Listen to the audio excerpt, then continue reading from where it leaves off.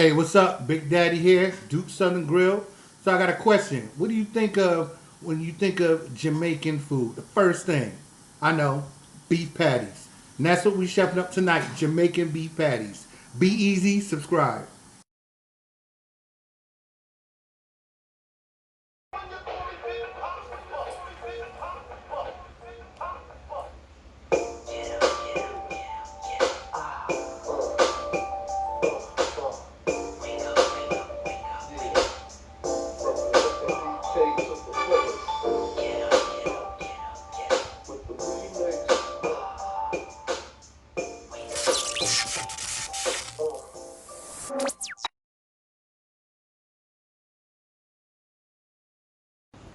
Okay. That looks good. Smells good. Oh man. Oh, how y'all doing? Just enjoying my blends of herbs and spices that I got ready for this dinner tonight. Y'all smell it? Can I tell what I'm cooking? Jamaican beef patties. Or some call them the sunshine patty. Y'all who don't know what a beef patty is, y'all missing out. So you're gonna want to watch this video to find out what it is and how good it's gonna taste when you're at home making it for yourself. All right. So Jamaican beef patties. We're starting right now. We have a pound of ground beef. You want that in a pan with about a cup of water, a couple of tablespoons of butter. No, I'm not crazy. You want the ground beef to be in the water, cooking at the same time. It helps for the moisture. Now I just added in my seasonings, which consists of a half a teaspoon of allspice, half a teaspoon of paprika, half a teaspoon of black pepper, and for 1 pound of meat, I don't want about half a teaspoon or so of half a teaspoon to 3/4, depending on how you like your salt, of salt. You can go with a kosher salt. I actually like pink Himalayan salt. Awesome. I'm gonna mix this all in. And you're gonna continue cooking this on medium-high heat for about another, I'm gonna say another 5 or 6 minutes until my next step. Now my next step, might as well just tell y'all what that's gonna be, and then we can shoot the shot of what it look like. All right, baby girl. Okay. So I'm just tell y'all the next step for the meat of the beef patty is going to be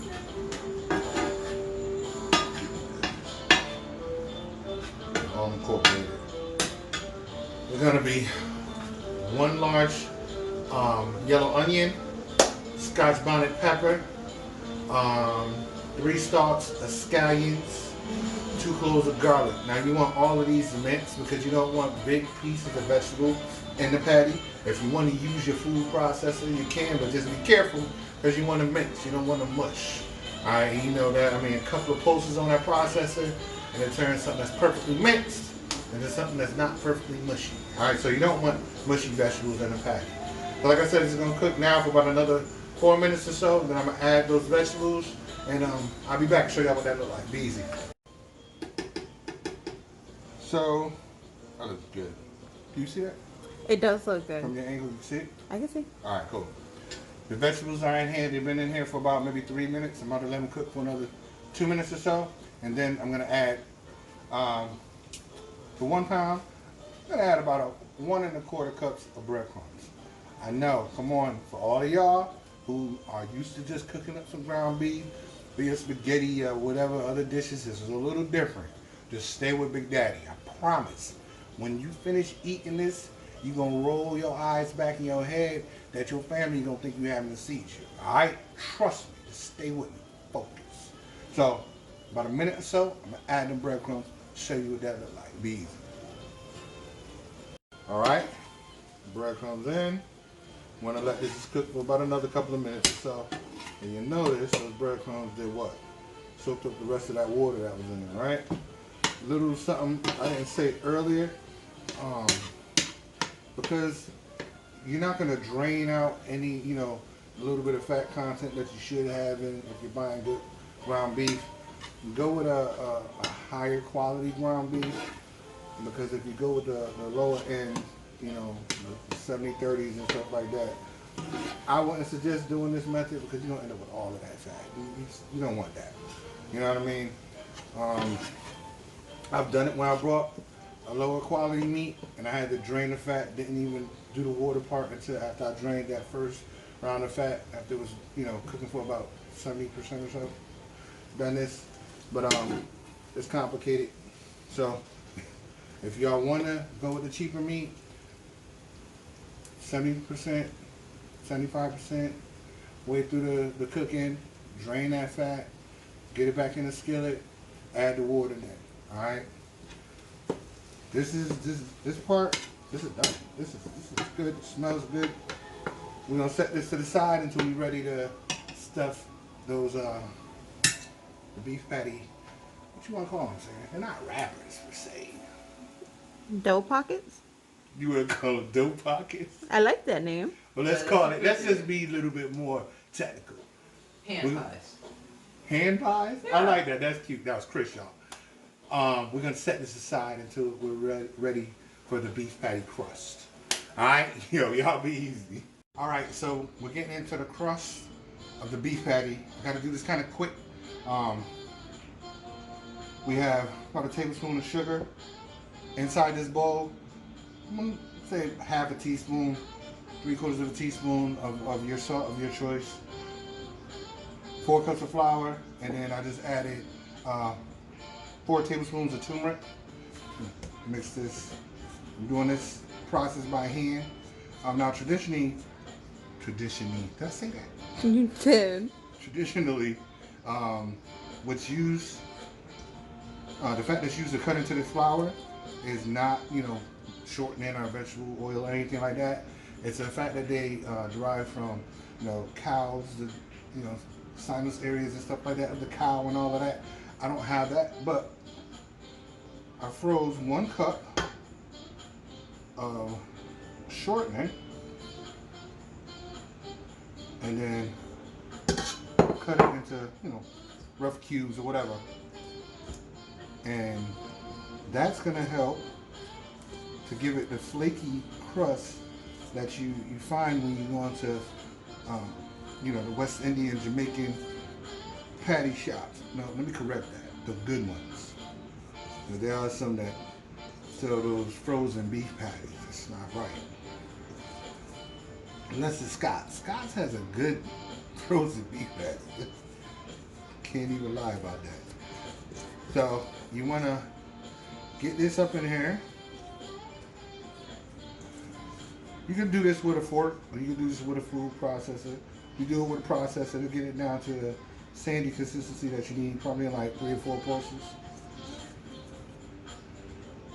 I prefer to do this by hand.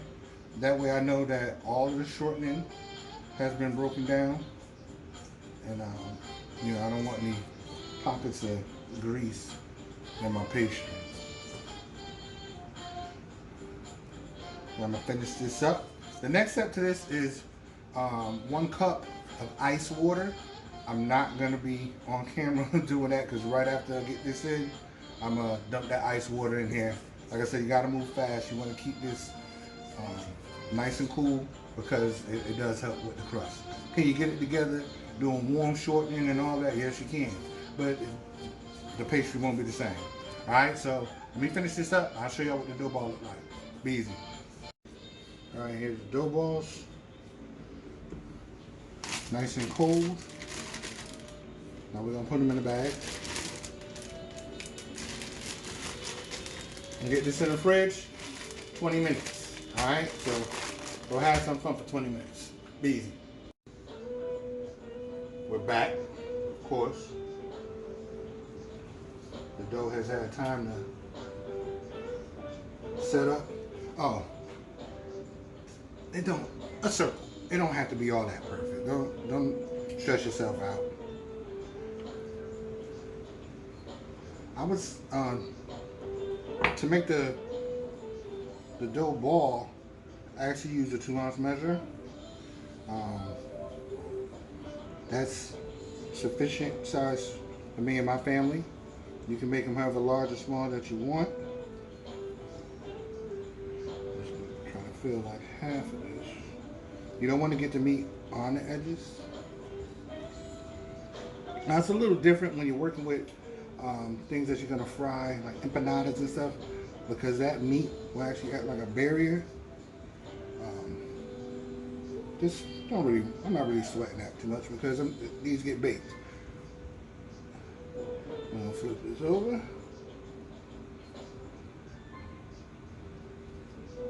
And overlap just a bit.